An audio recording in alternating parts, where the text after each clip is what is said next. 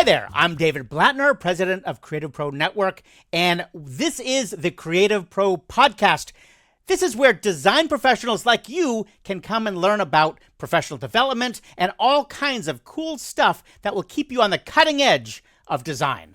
That's what we're doing today. And I have with me here Theresa Jackson, who's our programming manager and manages our podcast. So Theresa, welcome. It's so fun to be here having a conversation.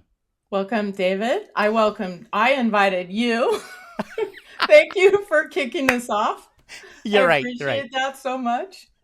I'm just so used to, after 20 years of doing podcasts with Anne-Marie, I'm so used to just diving right in like that. You're right. You invited me to come on this podcast to talk about Creative Pro Week specifically, because we just launched the Creative Pro Week agenda. Can I let out a big sigh of relief? Yay, yes, indeed. It's done. This has been a major task. And so we thought we'd jump in and talk about it. Not just talk about what's in the agenda, but talk about the making of the agenda. How we went into the ground and we dug up the agenda. No, how do you make an agenda? That's what we're going to talk about. How do you make an agenda for Creative Pro Week? One bite at a time. One puzzle piece. That's what it was. It was a puzzle. Yeah. It was definitely a puzzle. And a lot of people, most people have no idea what goes into making an event like Creative Pro Week. This is going to be our 10th anniversary of Creative Pro Week, June 29th through July 3rd in Nashville and online. If you can't come to Nashville, it'll be online. And so, we've been doing Creative Pro Week for a long time, and then a bunch of other events even before that. So we thought I guess we're getting I wanted to ask you about that, David, because, first of all, I've learned so much from the process of doing this, because this was my first time programming an event like this. I'd been a speaker to a number of Creative Pro Weeks, so I had an idea of what they were all about, but I show up and they're awesome and that was great, but I didn't ever really consider how much work really went into putting the program together and planning it. Yeah. But you've done lots and lots of these events. So what can you share about the early days to where we are now, and where Creative Pro Week has evolved from or out of, or what that process has been like? Absolutely. Before we do that, I am going to mention that there's Creative Pro does a lot of other stuff, right? So just if you're new to Creative Pro, or this is the first time you're listening to the podcast or watching the podcast, I do want to point out that Creative Pro Week is our annual event. It's only one part of many things that Creative Pro does. We've got a membership program, for example.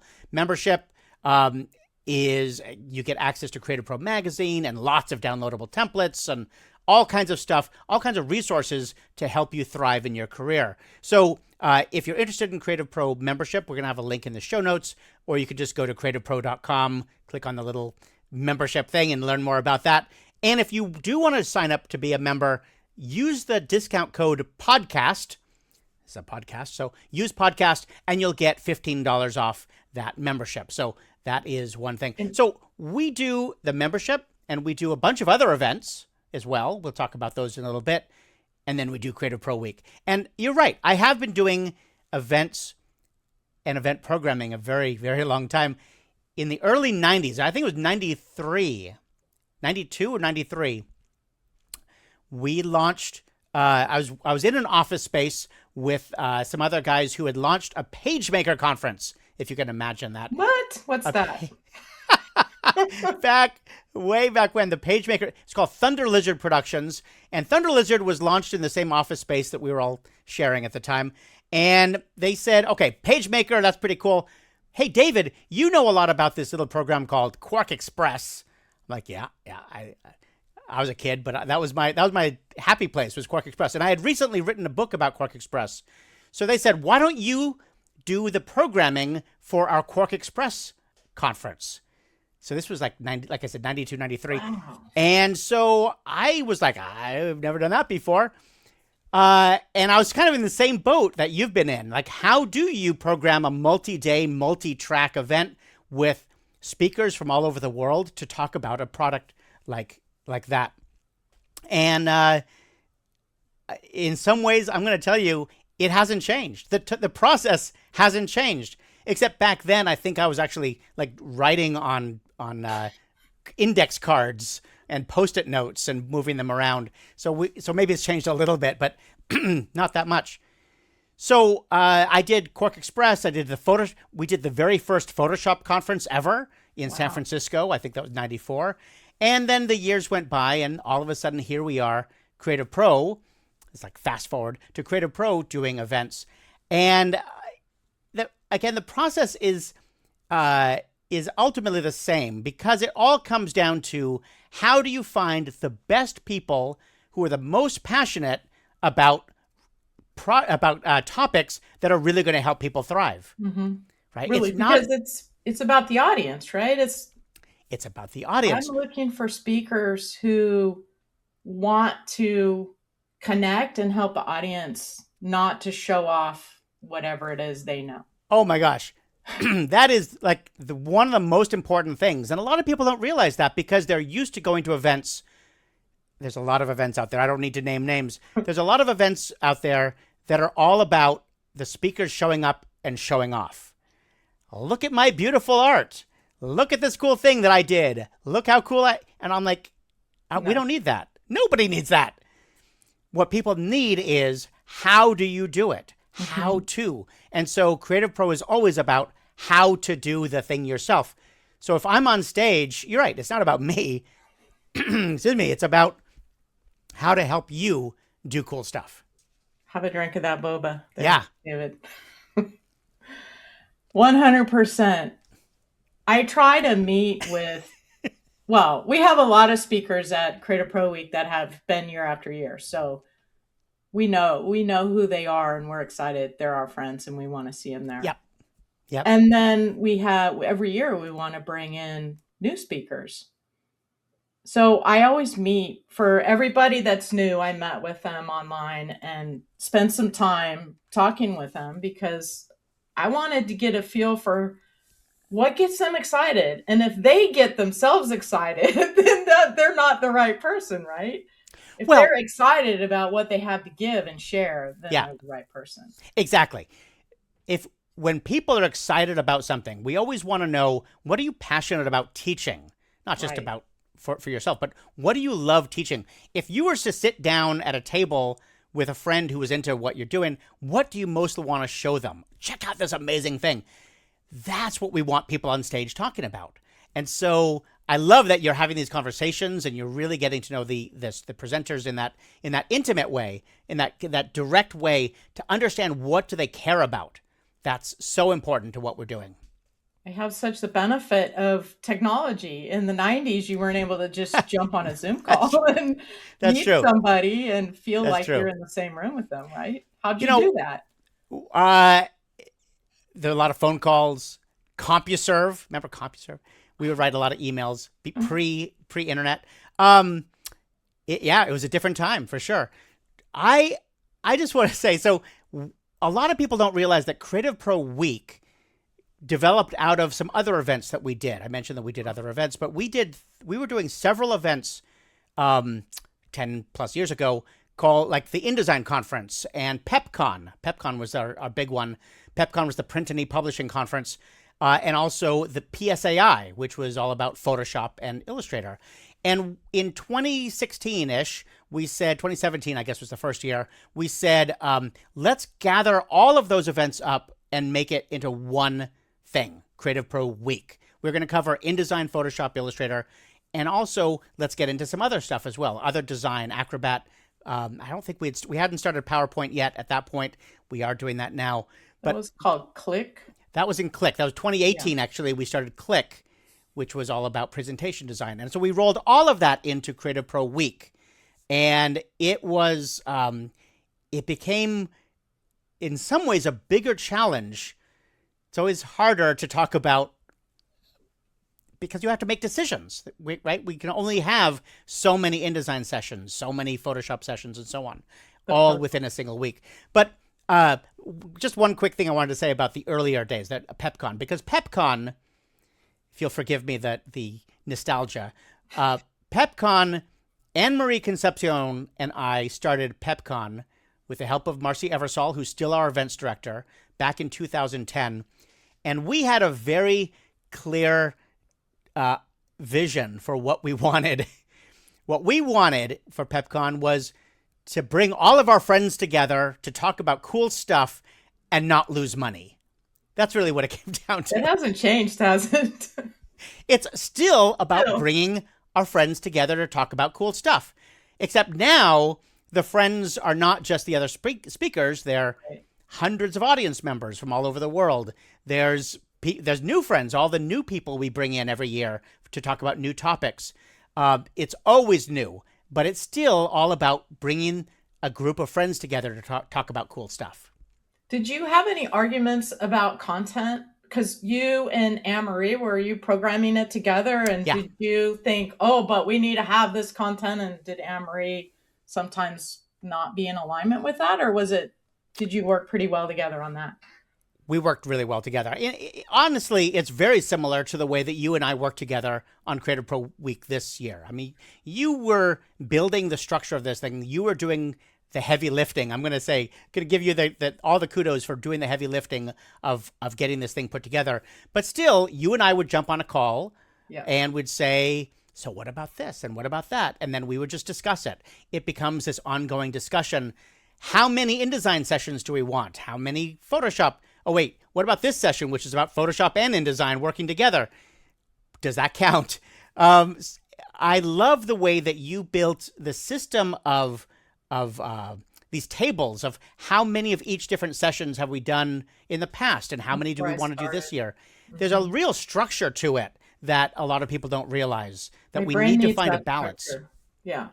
So the first question that I asked myself was, how many categories do we have that cover all the different type of content? Because Creative Pro Week's very broad in the content, and we wanted to expand into some new categories based on the focus group sessions that we had last year and the feedback that we got from attendees. So I made like a spreadsheet of how many Photoshop sessions we had, how many Illustrator, how many InDesign, how many PowerPoint, how many workflow in general sessions, how many just were in another category that didn't fit in any of those, how many were really more about inspiration than how to, because that's important in a big event like this as well. True. And you know what I found, David? InDesign was dominating. I wonder why. Was dominating. And I came to you and I'm like, do we really need twice as many InDesign sessions as Photoshop and Illustrator? And your answer was yes. Of course. Back a little bit. You did push back, and with good arguments, and I think we found a better balance. Yeah. Definitely a better balance. That said, because we were able to sneak InDesign in to these other multi-cross app sessions, I think I was able to feel comfortable. I love it. I love InDesign. InDesign is my happy place. I always want to talk more about InDesign and all the cool things you can do with it. But you're right. Creative Pro Week is about building the system, all the different things that design professionals need to be successful. And InDesign is a key part of that, but it's not the only part. Right. The true reality in a day-to-day workflow is most designers aren't using a single tool ever. Right. All those different parts matter.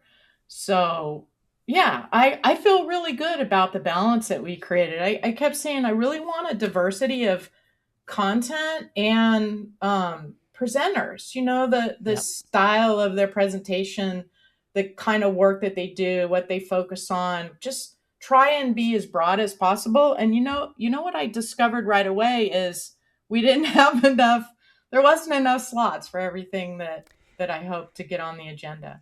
And that has been true for 30 something years. Every single event, there's more to talk about than we can possibly do at an event. And that's That is the deep frustration, because I always want to give more, always want to do more of these sessions.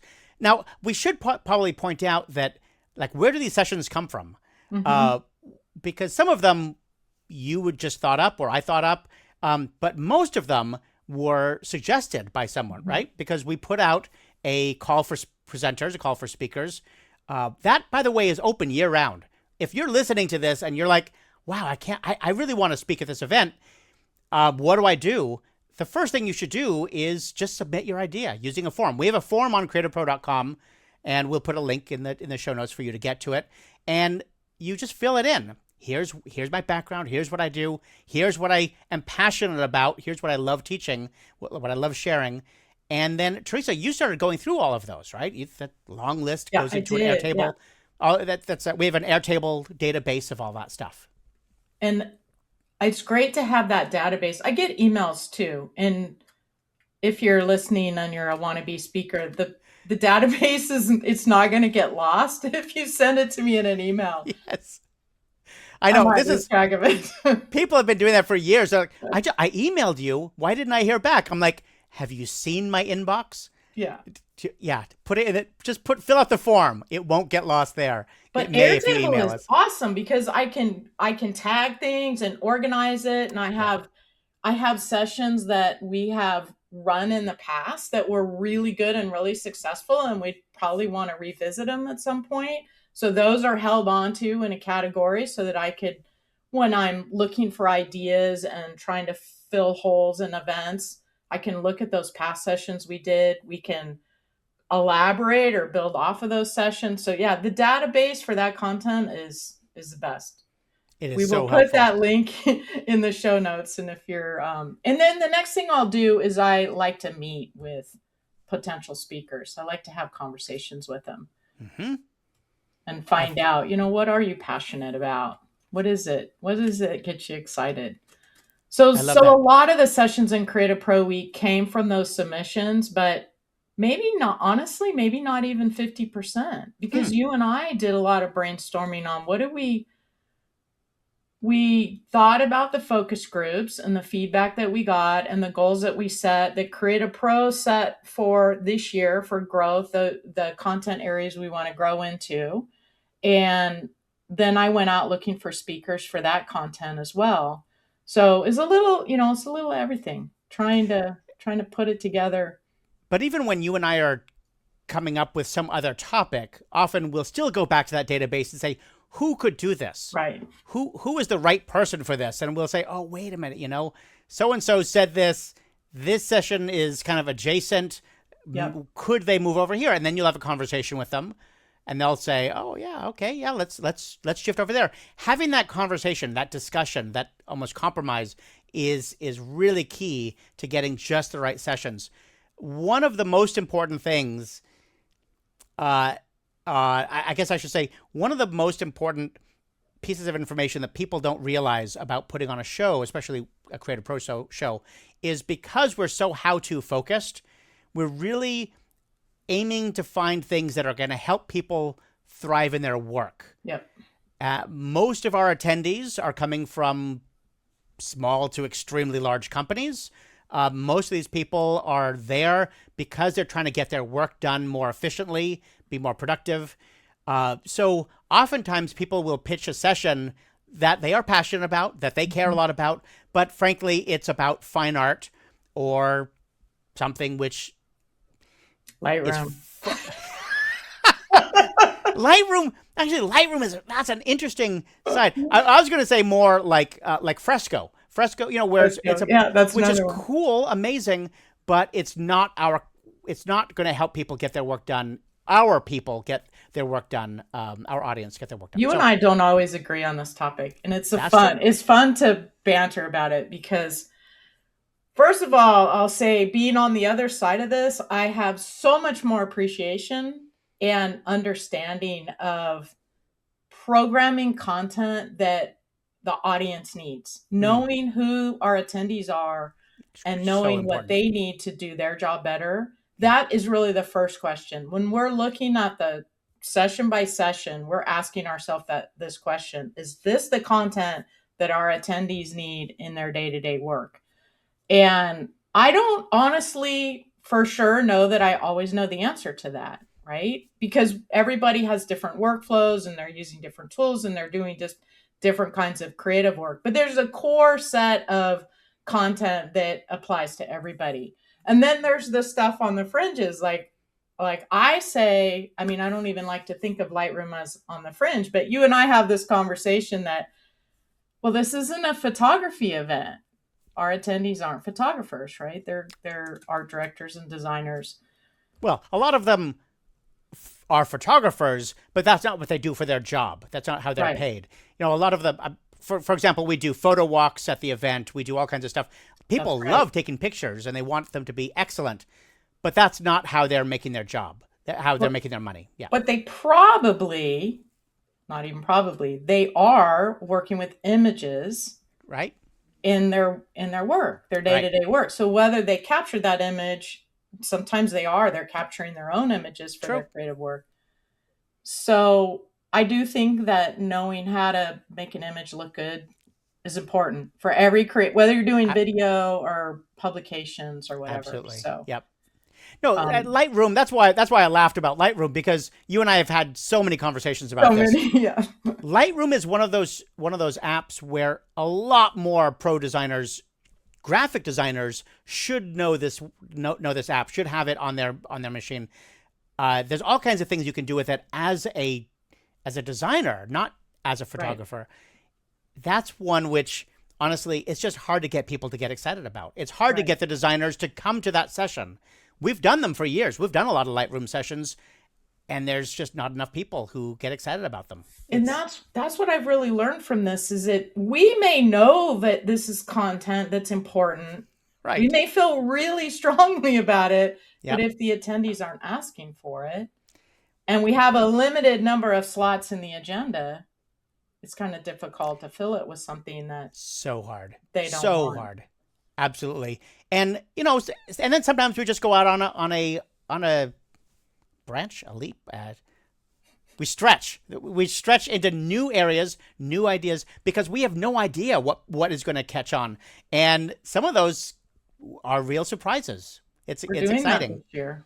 We are I'm doing excited, that this year. A little bit nervous, because anytime you try something new, you don't know. Yeah. What's an example of something we're doing this year? We're doing a whole track for attendees in person. So since 2020, Creative Pro Week went online during 2020 and 2021. And then when we came back in person, it became hybrid. So we had virtual audience and an in-person audience. And until 2026, every session was simulcast, shall we say, like in person and online, right? Yep. So this year we have a track that's dedicated for the attendees that are there in person. And so my challenge in programming that content was to bring content to Creative Pro Week that maybe wouldn't resonate as well in a screen where you're watching it on screen, where being in person creates a different environment for the learners. Yep. And so that became more challenging to program than I expected it to be.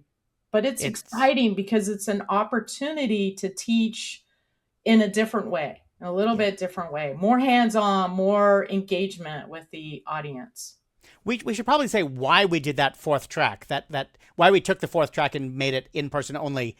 Actually, there's lots of reasons, but one of them, you have to understand, it's actually very hard to do a hybrid of a session which is hybrid, where people online feel like they're there. And we have been trying all kinds of things to make people who are watching the events online feel like they're there, feel like they're part of this event. For example, we hire moderators to sit in the front row of each session, all the sessions that we're live streaming.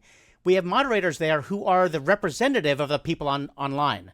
And so if people are asking questions online or they need help, that moderator, we're paying this person to be there, to be the representative of all the people online, to be that intermediary. But it's still, even with that, it's really hard to pull off some kinds of sessions that can only be done when you're in the same room. Right. So a great example is we've been asked for quite a while to do things like portfolio review. Yep. Bring your artwork and let's talk about it. Well, that's basically impossible to do online, or it'll be really, really hard to do online.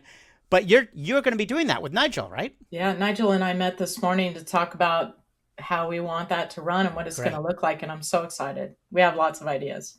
Lots to still figure out, but there's time. We'll get it figured out. So if you're out there and you're coming to CreativePro Week, think about getting your portfolio together for that session, because only the people that are there in person will be able to participate in that.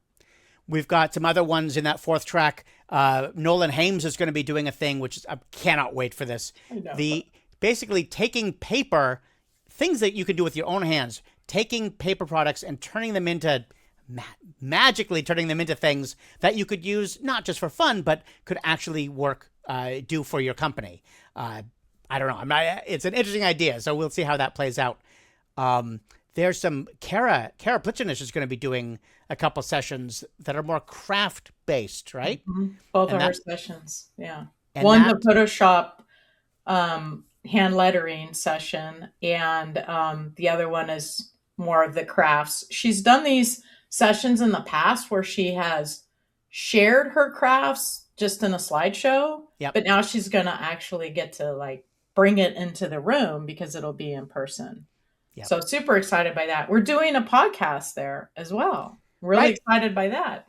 So that's going to be fun to be able to do. So there's all kinds of reasons and different sorts of things, that we can do when it's in person like that.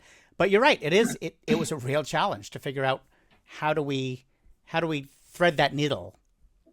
We're doing some hands-on AI training in that track 4.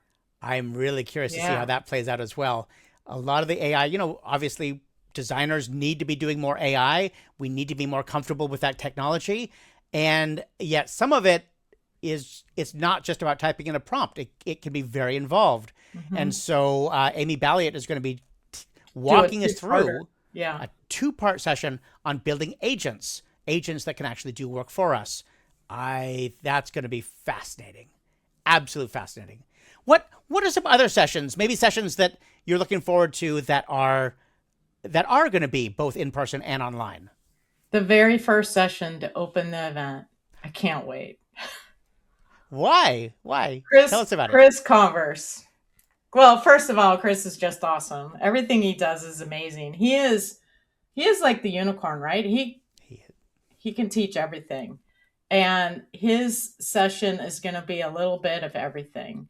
And it's going to have entertainment value on top of that.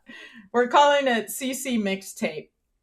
I don't know that I really want to elaborate too much more on that because I don't want to give away the fun. Okay. But it's going to be awesome. I am very excited for that. It is totally going to be awesome. There are so many other sessions that I'm excited about. Nick de Cuevas is going to come back and talk about brand consistency, such an important topic. It's a big topic. It's not just one specific app, but how you can ensure brand consistency. I have a list up here. By the way, this list I'm looking at, this actually might be interesting for people. I mentioned in the old days we'd use Post-its and index cards. Then for a long time, I was doing stuff like with Google Docs or Google Sheets. I'd make a very complicated sheet. We did Excel, then we moved to Google Sheets. When we started this process to try and fit together 5 days of 4 tracks, you had the suggestion of doing it a different way, using a different technology. Tell us about that. Well, you shared it was like Excel, but I think it was a Google Sheet. So it was a spreadsheet. Yeah. And I just went, no. It was like, no. No, this is not going to work. I had to come up with another solution. So I started thinking about, first, I'm very visual. I can work in a spreadsheet, but I always have to try and make it look pretty before I can do anything. And I just struggle with that with everything. And it's pretty hard to make a spreadsheet look pretty, and it's painful. So I was like, nope, that's not going to work. So in the past, I had used a Miro board for a couple things. And I thought, Miro is like a digital whiteboard. And you can put shapes on it. You could put text fields. And I wasn't even really sure what all was possible, but I figured it would be better than a spreadsheet.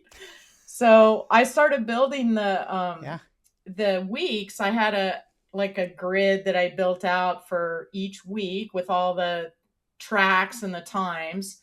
And then I just made little chips like a Post-it, right? Like I made chips like they were a Post-it note, and I put a session title on it. And I stacked all those up on the side under the categories, and I color coded them, of course, because I had to make it look pretty. So each of the category was color coded. And then it just became a puzzle, just dragging a session into a slot and then moving it to another one, and then looking at which sessions were in the same, time slot each day and whether those made the most sense, and trying to get the balance. Also thinking about 3-minute max, because we want to make sure that the speakers that are there for Photoshop 3-minute max are the ones who are our Photoshop experts. We want to make sure that's the same day.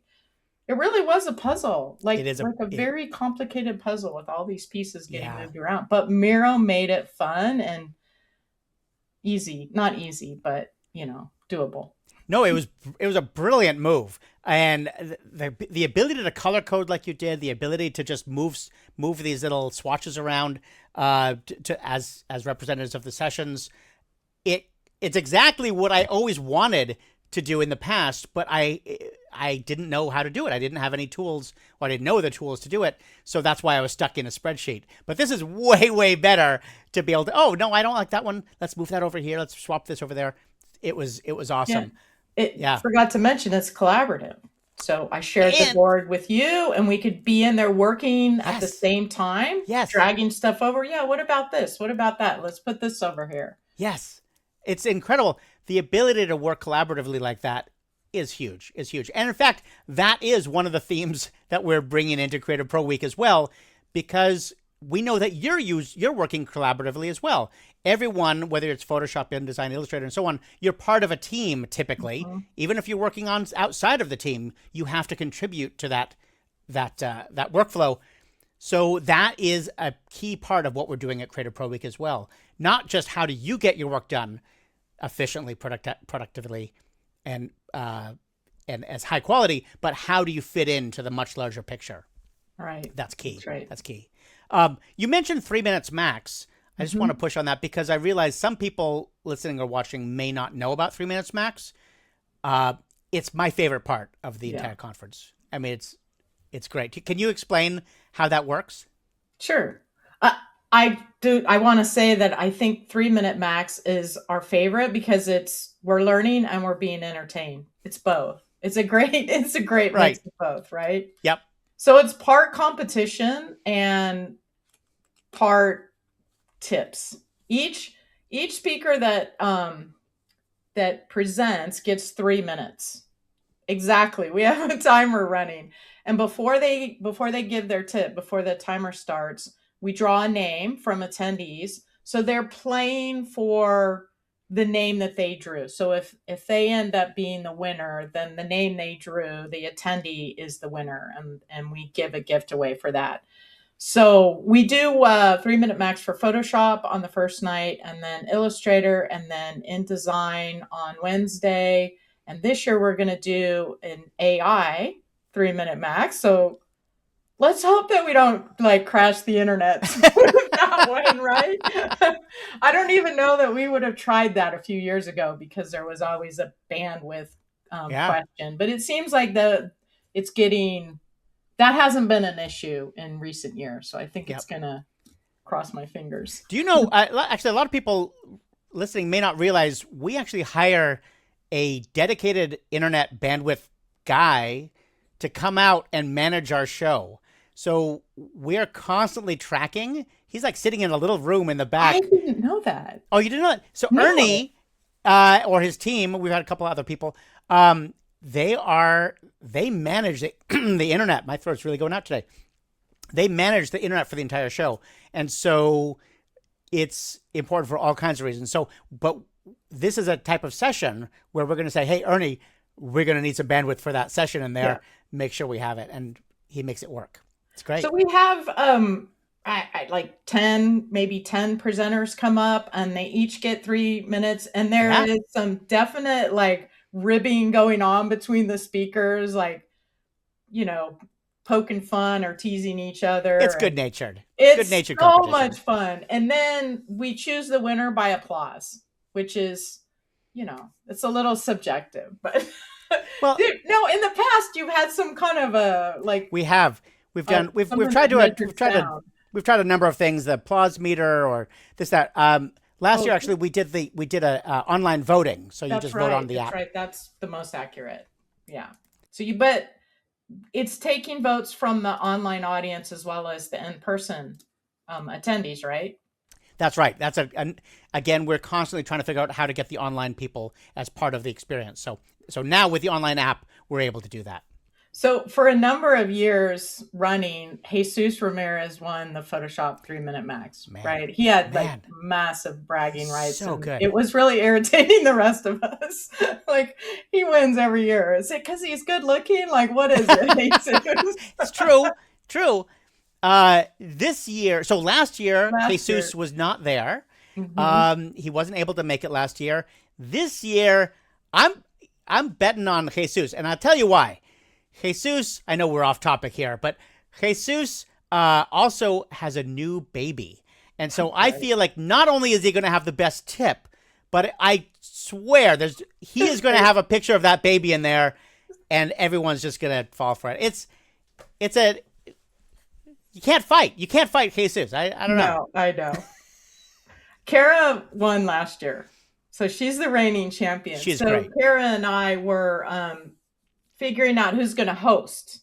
And I reached out to Kara and I said, all right, I'm going to host one and you're going to host the other. Great. And David's going to host InDesign. So do you want Photoshop or do you want Illustrator? And she said, I can't host Photoshop. I'm the reigning champion. I got to come back and keep my title. That's funny. She's going to show up ready to deliver. That something is awesome. So funny. Okay. All right.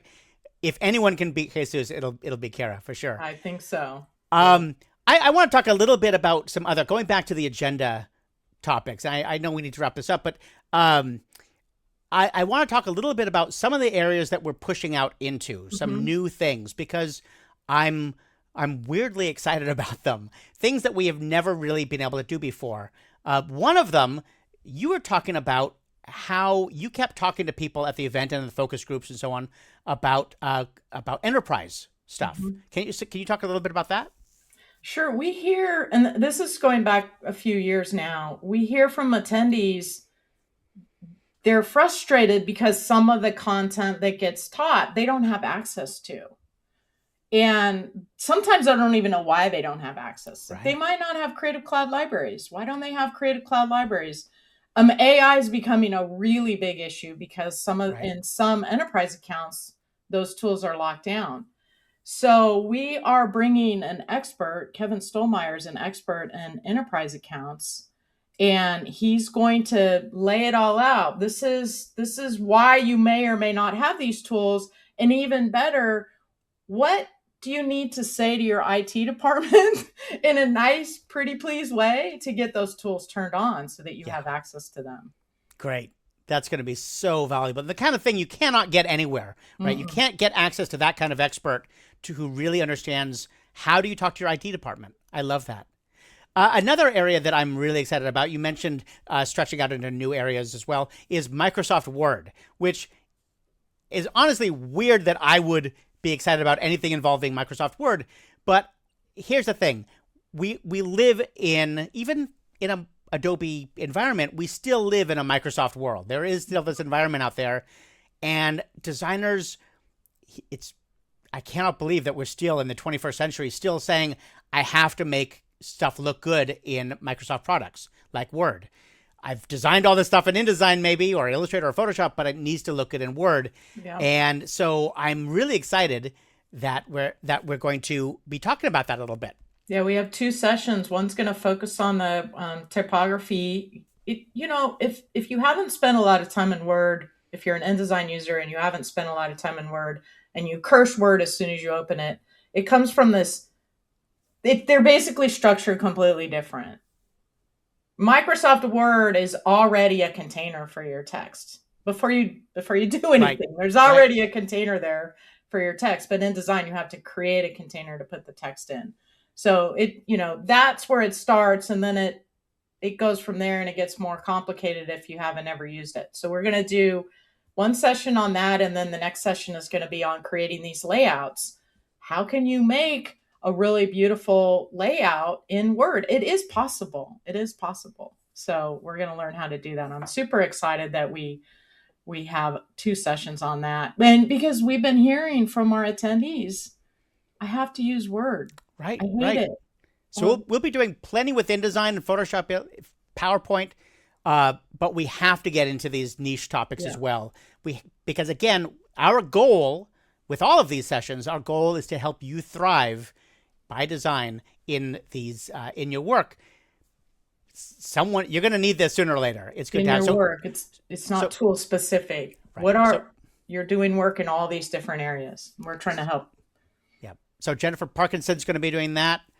Mike Parkinson, Jennifer's husband, is going to be talking about PowerPoint, the other big part of the Microsoft equation, although he's also going to be talking about how PowerPoint fits into the Adobe environment as well, right? That's going to be part of his, right? So how do you get all these things to fit together it's critical if you're going to be efficient with these tools. We're also bringing some more video content. That was another area that we really want to expand into. And video and animation, it kind of fits in that Lightroom bucket of, we know it's important. Are our attendees going to show up when we bring this content to them? Because we've done some video in the past, and those there's been some empty seats in those rooms compared to some of the other ones. And my feeling is, we need to offer more of it, and then more people will come looking for it. So we're offering some more video and animation this year. Here's the thing about, I think it's going to be fun. It's going to be really cool to see that stuff. Here's the thing that a lot of people don't realize about Creative Pro Week, and it's critical.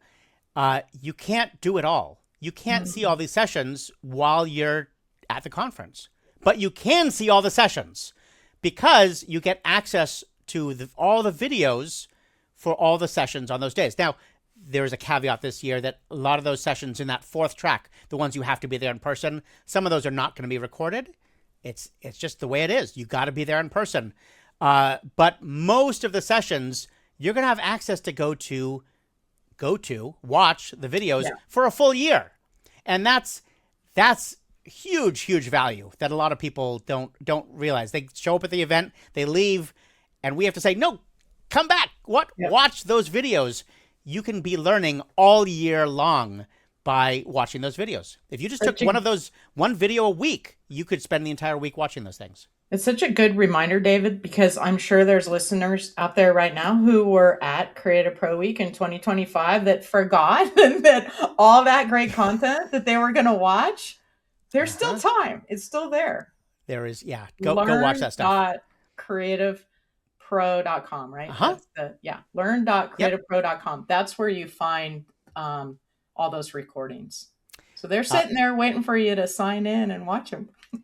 What other stuff should we? Oh, there is. We're talking a lot about the sessions and that grid and building, but there's other stuff too. I mentioned the photo walk that we do. There's a lot of other stuff outside the grid that is important. The networking reception, the evening events. We have stuff like the Camp Creative Pro, which is a maker space, basically an art space that we do the maker mornings, right? And have people come in. So there's a lot of other stuff happening around the edges of Creative Pro Week sessions. I think the first and most important part of that is we're a community, and it's a community space. The entire week is a space for community. And Creative Pro Week is different than a lot of conferences you may go to where the speakers are part of the community and we're in the same lunchroom and we are mingling with the community during the event and in the evenings. And so we start the morning with a maker morning.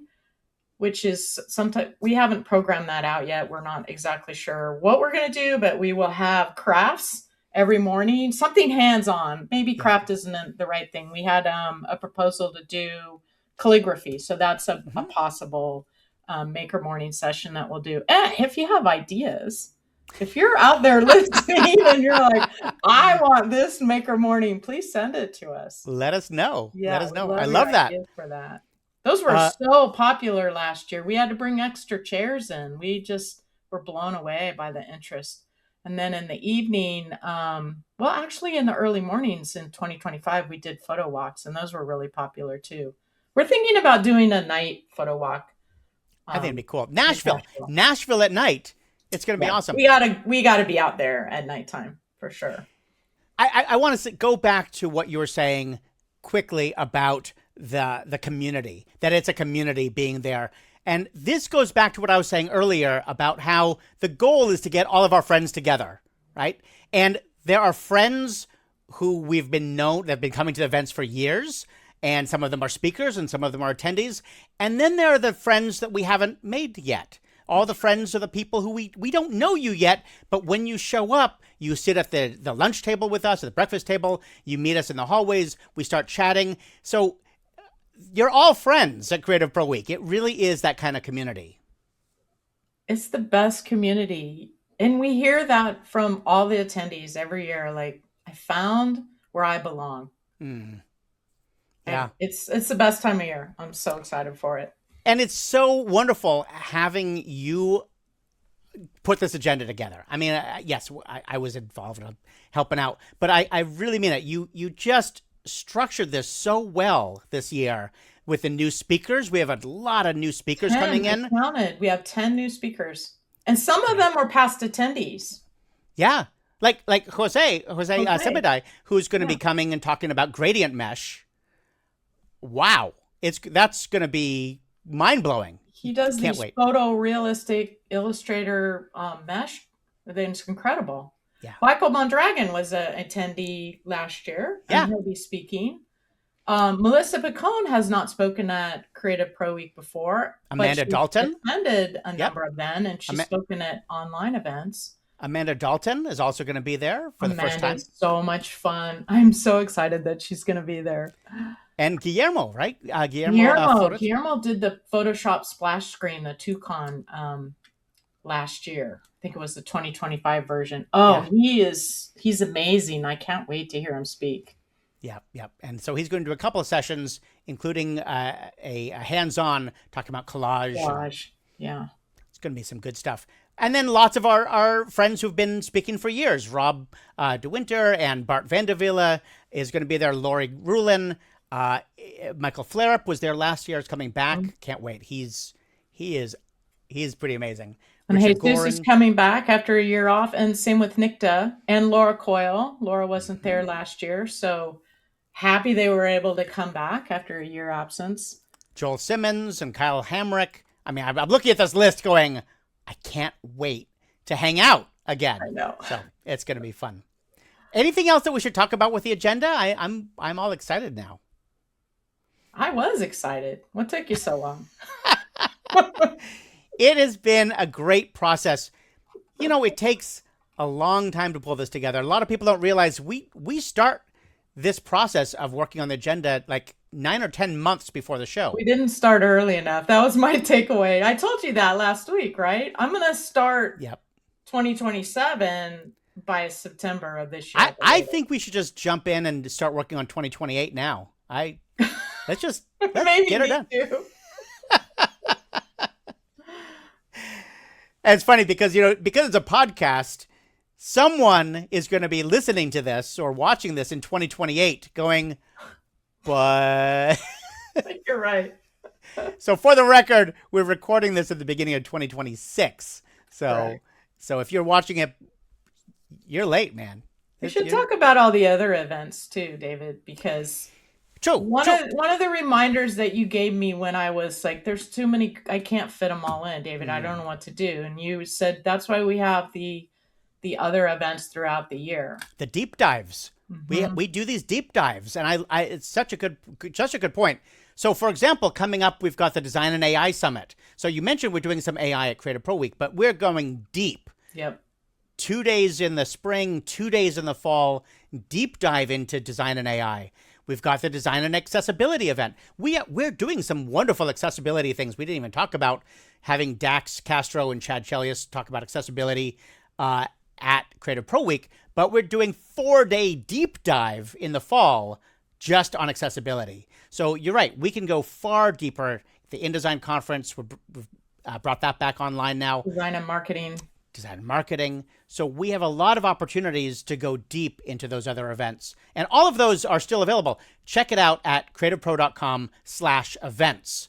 And you can get access. I think we have a discount code. Don't we have a discount code? Yeah, same podcast. $100 off. $100 off any of those events, or Creative Pro Week for that matter, right? Yep. If you use podcast when you're registering. So do that for sure. Get that $100 off.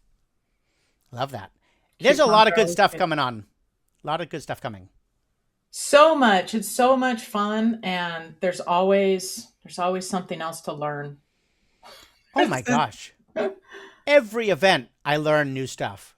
Like I said, I've been doing this for a little while. Yeah. And there's always more to learn. Yeah, that's really important to recognize that we sit in the seat as the experts delivering this content, but we are learners too.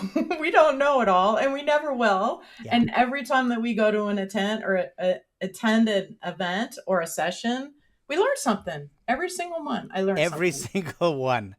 It's so true. And then sometimes I relearn because I'd already forgotten it from the last time I learned it. Totally true. It is, and that's what's exciting about it, right? It's exciting because when you're in that environment of learning and of being around other people, it just lifts all the boats. And that's the goal, right? Yeah. No one of us can understand all this. We can't learn everything we need to know. But what we can do is connect with a community of other people who do know these things. So when we need it, we'll go find that person. Or when we need it, we'll have a community where we can all work together to thrive. That's what Creative Pro Week is. Ultimately. That made me think of the membership that you talked about early on. Right. Our membership has a forum, and it's very active with people asking some pretty esoteric questions about things, and then you almost always have an answer for them, David. Wow. Sometimes, if it's InDesign, when it's InDesign. Okay, this has been great, Theresa. Thank you. Thank you. I invited you. Thank me. I thank you. We'll thank each other. I always enjoy conversations with you. This was great. This is fun, and I hope people watching, listening will. I hope that's interesting to get a sense of how the sausage is made, how it's all put together. I would love to hear your thoughts in the show notes, either creativepro.com/podcast. You can go right into the podcast and leave a note there, or email us, or just let us know. So one way or another, let us know, what do you think? What kinds of things do you want to know more about? Yeah, what more like behind the scenes or process or what we're thinking about or what we're working towards. Yeah. Let us know. We'd love to talk about it. Excellent. This has been a pleasure. All right. Take care, everybody. Thank you.